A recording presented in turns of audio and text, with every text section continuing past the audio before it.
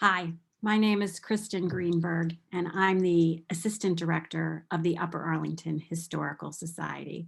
Thanks for spending some time with me today. My goal is to share with you an overview of some aspects of Upper Arlington's history, what I'll call History 101. Instead of plodding through a chronological timeline, I wanted to take some symbols and places and things that exist in our community today and talk about how they got to be what they are. And through that, we'll get to a very concise timeline by the end of our talk. So I have about 4 topics to discuss with you, and I'm going to share my screen and we'll get started.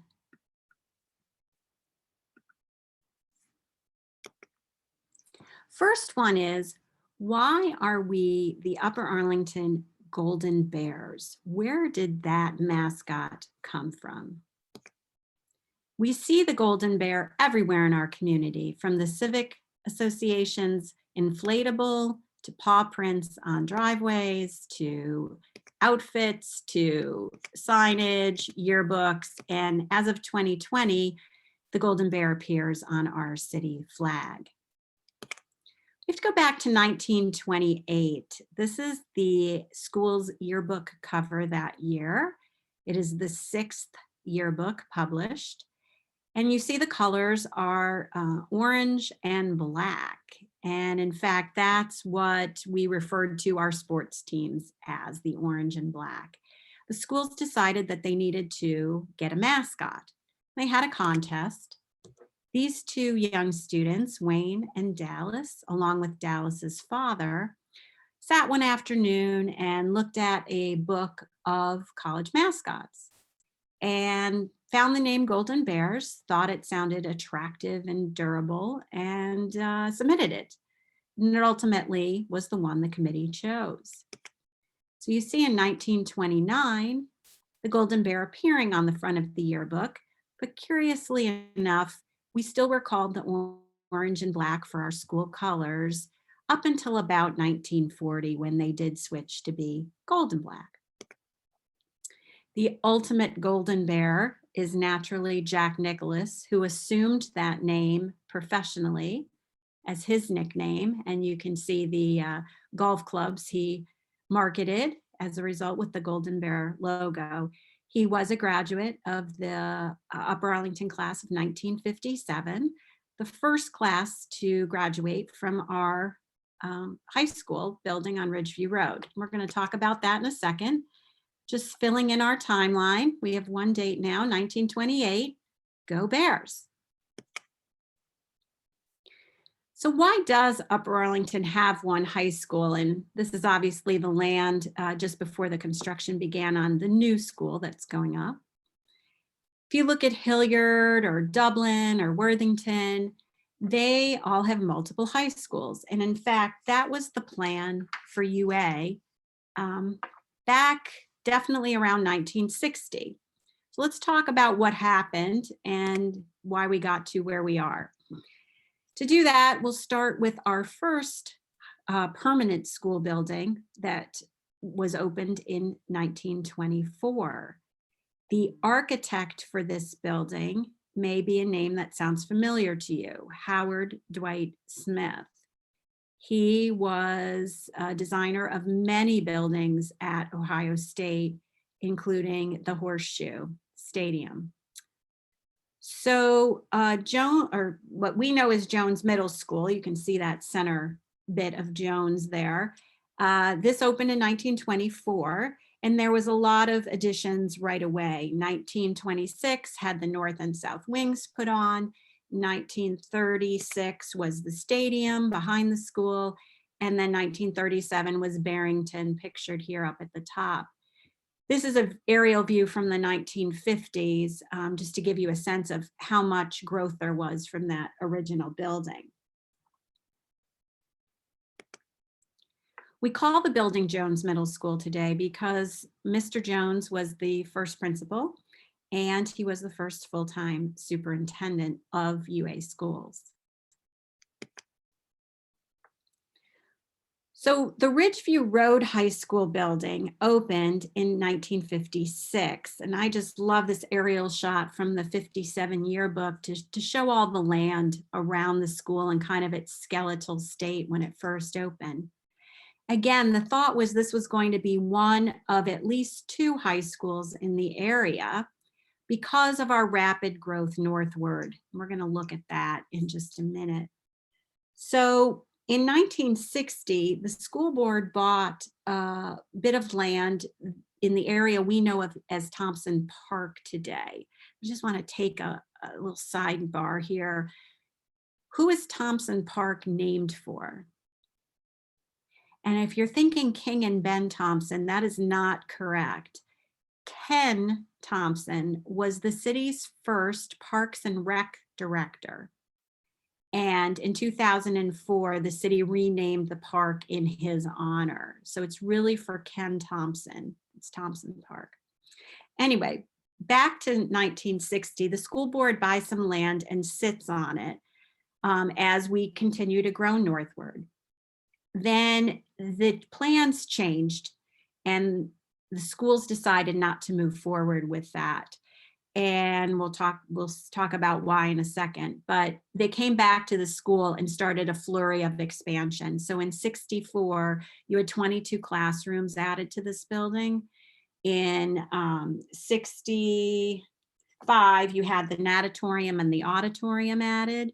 In 69 was the stadium. And then in 1970, the learning center or library was added. So they really put a lot more to the school once they decided this was going to be the only one. Let's talk about that annexation. This is a great map that's available on our history walk at Northern Park, courtesy of the city of UA. Our original community started here in the southernmost section, and then we grew northward in the 20s, 30s, 40s, 50s, and then 60s. So you can see why the schools thought they would need another school up in the northern section. It was thought we'd go all the way to Bethel Road at least. But so we took all this land through annexation, and that's a typical way that cities do grow. You have a mutual agreement between the city and another party, the township or city of Columbus or whomever, and the land becomes part of the corporate limits of Upper Arlington, and those people then receive the municipal services such as sewer, water, snow removal, waste removal, etc. Property ownership does not change for individuals, and there isn't usually a change of zip codes. So it's just, again, a typical way that cities do grow.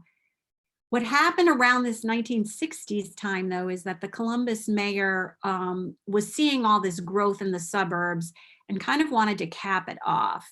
So Columbus also was annexing land and kind of cut us off at Henderson Road. And that's the change that required just going back to the then one high school thought. So if we add another bit to our timeline, I'll pick out 1956 that the Ridgeview High School opened. And at that time, it was only 10th through 12th grade. 9th grade did not come into that building all the way until 1983. So for our third topic, we're going to talk about a little bit about what was here before Upper Arlington existed. This is a whole presentation on its own, but I'll give you a little flavor. We'll talk about a person, thing, and some places. So this is Perry Township in 1872. This is the Delaware County line up above 270. And this is Fifth Avenue all the way to the south. So Upper Arlington is just the southern portion here of the map. I'm going to zoom in. I know it's still not super clear. I'm going to help point out what you need to see. First thing, places. There are people that own land, some of our early pioneers, Henderson, McCoy, and Kenny, and they own land near some pretty major roads back in the day. This Henderson Road cut right through Henderson's property. So it's no surprise then that we'll find some of our road names stemming from these early pioneers. The thing I want to talk about is the Amelita Murillo Barn. If you don't know, that event space, which is up in our sunny 95 Park, actually the interior skeleton is an actual historic barn that existed from 1838 on. And so in 1872, it's somewhere in this green area, which is kind of around the Wellington School. The barn was moved in the early 1900s to a different farm up in the Lane Road area, and then put into storage at some point in the 1960s. Through a cooperation of the city and the Community Foundation and the Historical Society and others, that barn was taken out of storage and then used to become that skeleton of that event space at Sunny 95 Park. And there are placards up there to read about that.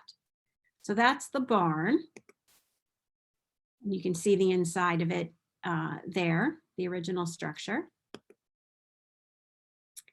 The last thing I want to talk about in the pre-UA years is a person called Pleasant Litchford. Perhaps you've heard some buzz about him this year.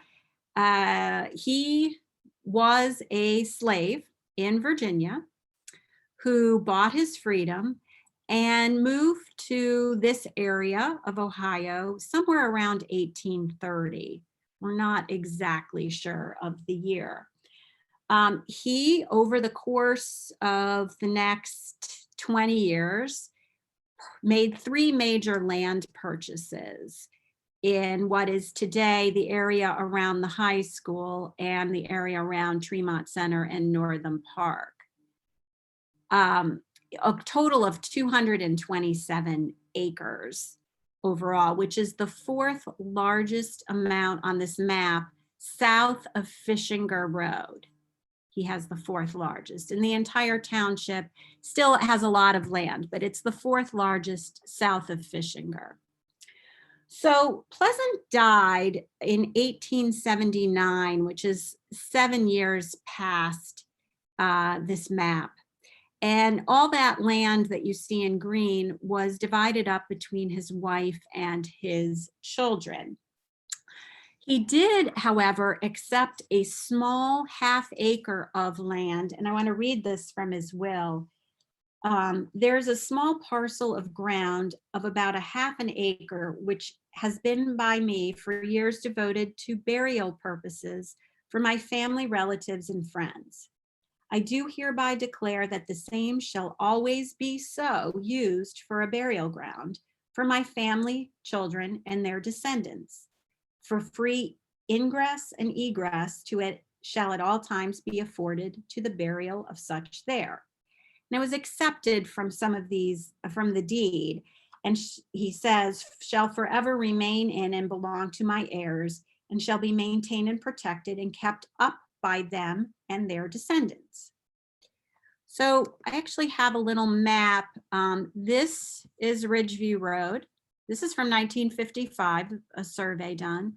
And this is kind of Brandon Road. So the high school on Ridgeview Road sits here. And you can see the cemetery with its little access and then the cemetery area. Now, from 1879, when Litchford passed away, until this land was annexed by Upper Arlington, the land around the high school, in 1951, the land changed hands many times. And we've actually just recently done a study showing that some of the deeds did not even mention the cemetery land. So things kind of got lost in the transition over time. When the schools purchased the land, they noticed some gravestones on the property. And they went through a process of contacting descendants, settling with them to sell the land, and removing and reinterring bodies found in the cemetery. In 1955, they did find 28 bodies in the cemetery, and those were moved to Union Cemetery or Green Lawn. Why is this important now? Why is it relevant now? Well, as we redo the high school, um, there is renewed interest in using the technology available to us today with the sonar, and more methodically going through and seeing if there's more remains to be found. And in fact, there was a preliminary dig where they did find some points of interest that are being researched at the moment. So I'm sure you will hear more about this story as it goes on. So let's add Pleasant to our timeline. 1879, he passes away and leaves this land to his family, and it would be over 60 years, almost 70 years actually, until that land is annexed into Upper Arlington. So now let's talk about how UA began. And, you know, we talk about 1918, if you were here a few years ago celebrating our centennial, it's because that's the year that we were officially incorporated as a village. And there were 200 residents of Upper Arlington at that point. So how did we get 200 residents by 1918? How did that happen? And to do that, we're going to go back to our 1872 map and see that there's a gentleman named Henry Miller who owns a whole bunch of land in the southernmost part of Perry Township. He actually purchased this land in 1859 because his son James was so sickly, living in downtown Columbus with the dirt and the heat. He wanted him to have fresh air. So they purchased this farmland and came out, and actually within 10 years, by 1869, James was actually running the farm. So he would have been running it at the time of the map. But with James is where the story of Upper Arlington really begins, in conjunction with the brothers King and Ben Thompson. So let's now go to 1913. These two brothers, King and Ben, have done some real estate deals in Columbus at the time, around Ohio State, a little bit north. And they get an inspiration from the country club district in Kansas City, this kind of large planned community outside of a city. And they want to do the same thing here in Columbus, but they need the land to do it. So a mutual friend connects them up with James Miller, who is finding running this huge farm by 1913 to be a little bit burdensome. So this is what's so wonderful. It's Christmas Eve, 1913, and they seal the deal on that day for the Thompson brothers to purchase 840 acres of James T. Miller's farmland. Why are they so interested in this particular spot? Well, we're on a bit of higher ground here in Upper Arlington. We are upwind of the larger city so that we don't get the smut, the smoke, the dirt coming out of the city with the wind. And we are very close to Ohio State and downtown, so it makes it very convenient. All these things were attractive. So they purchase the land and begin the development, and it takes until 1918 to get that village designation. So why are we Upper Arlington? Well, there was a time where Marble Cliff, which is directly south of us, was called Arlington. And it's just, there was another Arlington in Ohio. And when the post office figured that out, they couldn't have two Arlingtons. So Marble Cliff became Marble Cliff, but we still retain the name of Upper Arlington at that point. The area that the Thompson brothers settled at the beginning is now known as our historic district. And in 1985, we got that designation. The Historical Society worked with the National Register of Historic Places to get that recognized. And you can actually go on and see the contributing structures, those buildings within the historic district that add to the character of the district, the varied architecture. It's a little hard to get to on the city's website, so I'm going to send you through our website if you're interested in poking around, uahistory.org. You click on Historic UA, and then there's a section labeled Our Historic District. There is a button to take you to this map, as well as some instructions on how you make these things pop. So for example, I've popped this address to say when it was built and that it's a contributing structure. All these purple designations are contributing structures, meaning they add to the character of the district. And that's why preserving their historic look and feel is so important to our community. So I'm going to add another date now, 1913, where the Thompson brothers have bought the land. And actually, James T. Miller, who sold the land, becomes our first mayor for the first year of our community. I'm about at my end of my 20 minutes. So if you're interested in more about Upper Arlington history, we do have a history book that is for sale for $35. And this year we're featuring an ornament that celebrates the adoption of our new city flag here in 2020. And you can get more information, I'll go back, at uahistory.org/shop about where to purchase those.